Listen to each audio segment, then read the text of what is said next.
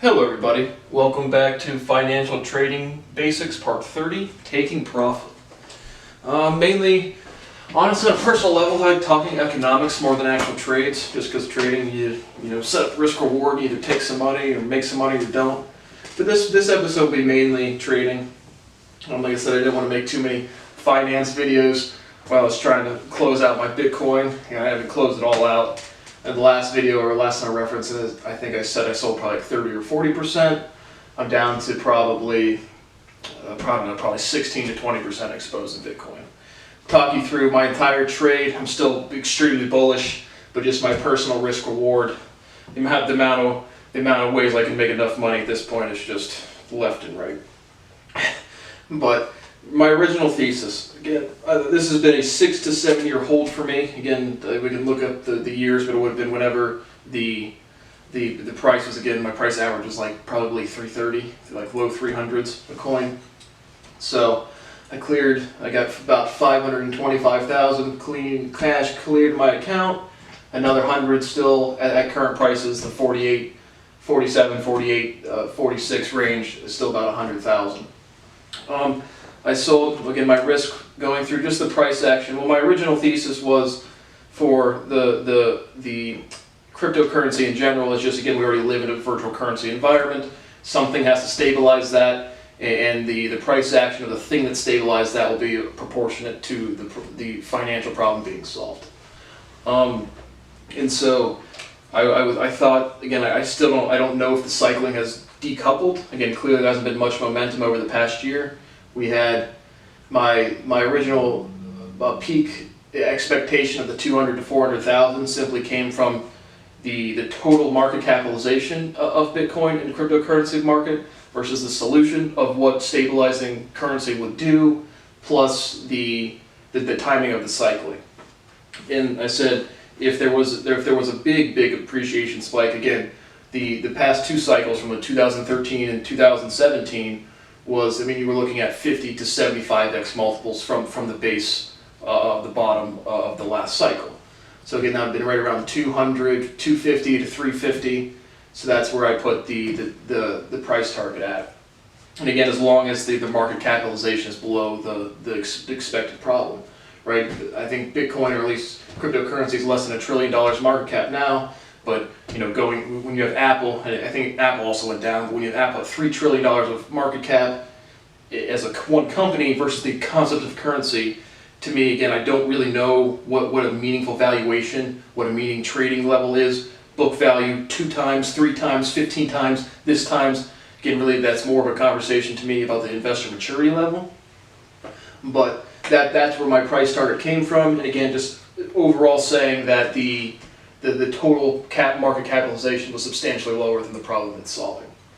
And so, where am I at right now with it? Again, just extreme bull. I still would not be surprised if you get some sort of spike. Again, the spike, at this point, I would just play the downside on the retrace. But if it's not, if it's decoupled from the cycling, then I just think it's more adopted, and that's good for more stability overall. You might not get a 50 to a 75% or multiple, but maybe you get a 7, a 5, right? We went from about the $10,000 range at the beginning of 2020 into 2021, and we've only seen about a 6x multiple.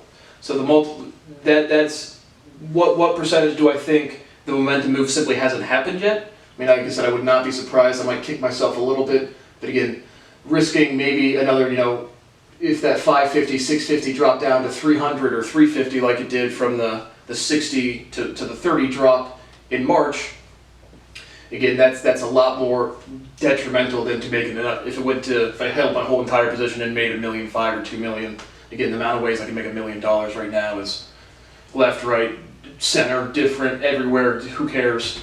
So securing that amount of money versus maybe making another $1 million, $1.5 million was just really, really inconsequential to me. Nothing is, like I said, the only thing that could have changed on the thesis is just the decoupling of the cycling to the price action at the 50 to 75 multiple. Again, right, so just the relevant price action of what I was thinking from the past year. Again, the 60,000 beginning year looked like really super strong. And in the previous cyclings, after you had the halving event, the year and a half after, it's been pretty strong and pretty bullish throughout the year, and so we haven't really like gotten a ton of momentum, a ton of spunk behind it. But I just see it as more correlated to markets. I mean, every time the market's selling off, at least in the past 6 months, Bitcoin has also sold off pretty proportionate with the market. So I just really think it's more adopted at this point. And so the only thing that would be really wrong or just off about my original thesis, if there is not a momentum move, and again, it could just be, we get through the winter and then the reopening's happening and then the shit spikes like crazy, March or April. But again, for me on a personal level, just to sit there and not have to look at my cell phone. For the past 6-7 years, I've been watching that price action literally constantly. And just some more fun, like when I first bought this shit, it was like, again, I had it secured on a paper wallet that was like an you had some app offline, and so there was no generation, and then I had it stored on literally paper for years, and then Electrum for a couple of years, and then just Coinbase the past year just to liquidate it. So, again, I got in this shit when wasn't even sure if the paper wallets were gonna hold up, if the exchanges were gonna get hacked every 5 fucking seconds. So it's still feeling like I had to dodge a bunch of loops to get a small amount of money, and people will be like, "Oh, you made 500K." It's like, yeah, but I'm owed literally infinite. Like imagine being worth actually having $1 trillion under assets under management, and you paid $550,000 after 6 years, which is less than 100K a year. People are like, "Yeah, you made some money." It's just like, oh, fuck me. But it's enough for a house, enough for a new car, enough for a couple $100,000 in the bank. Keep trading. And like I said, if there is a big pop, I will play the downside, probably just on the Mara and the riots. But if not, I have no. Again, I'm holding 2.1 coins, and I have no intention of selling those pretty much ever. The correlation with the rest of the market, I see a strong price action review and personal goals. Just covered that pretty well. Talked about maybe buying another business. And again, fucking COVID's still going on, so it's like I don't want to go buy another business for $300,000 to $500,000, and then the business suck dick or some shit like that. So I'm just like, again, I have my YouTube channel. I solved literally all science. I unified the natural sciences. I'm giving very interesting lectures every single night. So I'm not really too worried about the money because, again, I don't have constitutional rights. So I do want to say that, again, I have a 10,000% secured lifetime profit without human rights. How many people, over that 6-year period, if one person respected me as an actual money manager, which is fucking hilarious because I'm the only one proving things in economics. I mean, the profit, again, I would have made the 550 to 650, he said the low million one to $1.5 million would have been super comfortable, but it's just the difference is just how much more money I put in the bank or how much, what kind of house I get. So it's not really like a lifestyle change. When I go into a trade where I want a profit potential, I always talk about having goals outside of the market. Like the difference between $500,000-$600,000 and $1.5 million is really just not that big of a fucking difference in terms of, again, what would I do with it. So I probably won't buy another business just because, again, I have 17 careers.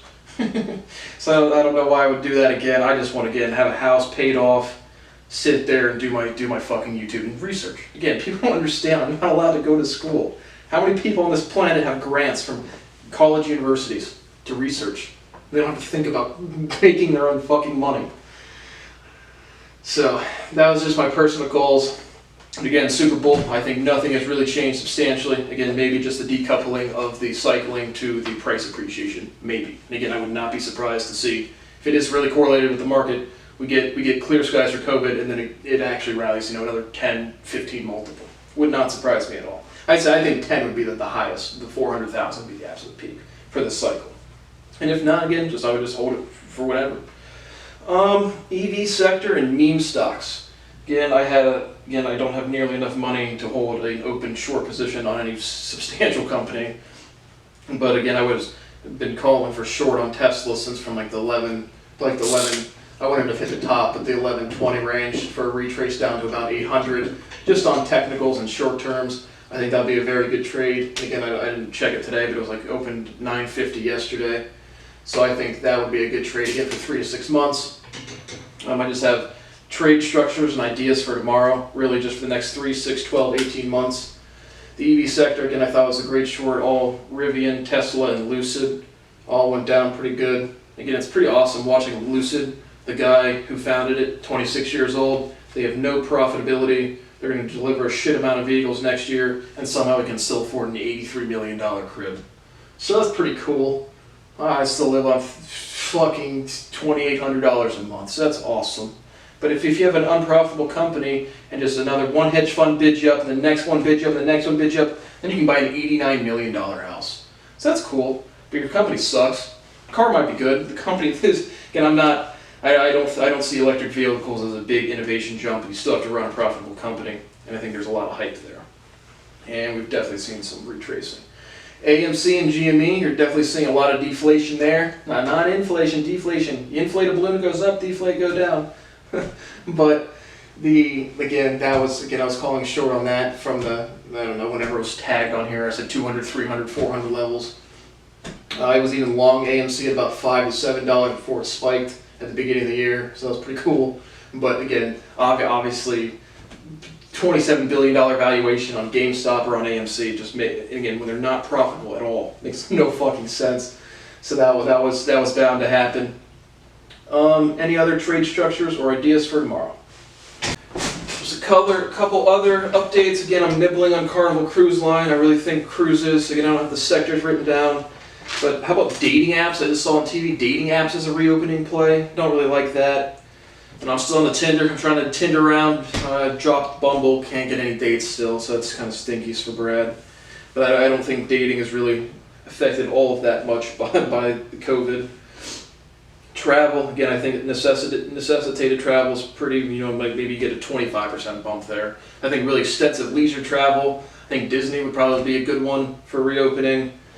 I have, again, one option on United Airlines. I'm adding a little bit to MNMD still.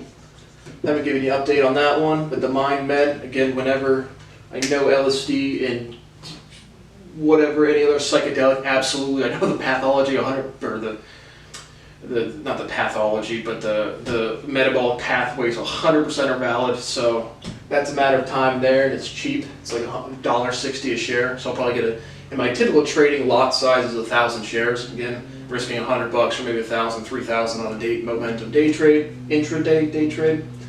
So again, I really like this company on a fundamental scientific level, so I've added a little bit there. Again, I probably have 700 shares, a couple grand. I'll get that up to 1,000 shares, maybe more. Again, really just sitting on my cash until I finalize on a house. Don't really want to move in the winter. I live in Ohio. I'm probably going to move to Michigan, so I don't really want to buy a new house and track a bunch of snow and move in the winter. But that's really the only thing I'm waiting for. I'll probably put, I don't know, buy a house, $350,000, $400,000. Put down 200, 250, which is probably a lot more than most people would. But remember, that infinite pass into $5,000 a month. Just I don't understand how that could have possibly occurred when you're a scapegoat. There's no income potential. And if anybody I knew in the past 15 years would have given me any amount of money, I would have had enough money just to sit on forever, just on the trade alone that I've already booked into the fucking bank. But any other trade, again, I really do like the reopening. Again, that's like I said, I don't like to jump around the market a ton, but I look for extended variables, what really makes the most sense. I really don't think, and again, with the correlation of Bitcoin, I could see it cracking just on the correlation with the market. I could definitely see the market cracking with, again, Omicron, Ben Shapiro, Jesus, fuck that guy. I always got to fuck Ben Shapiro in there. But he sounds like he's having a stroke when he's pronouncing words now. But again, sectors for reopening could be a bunch. Timing, sentiment, and collectability.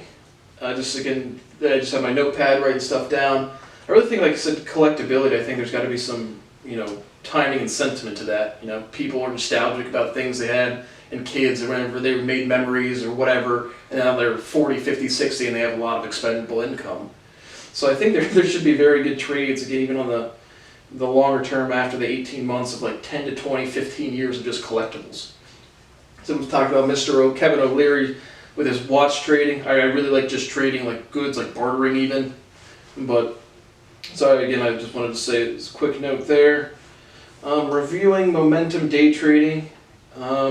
I'll do that, like I shorted Peloton one day from like, I don't know, $46 to like $43. But again, I've already covered that a little bit just on the timing. And I'll cover that more in depth again if I actually start trading aggressively again.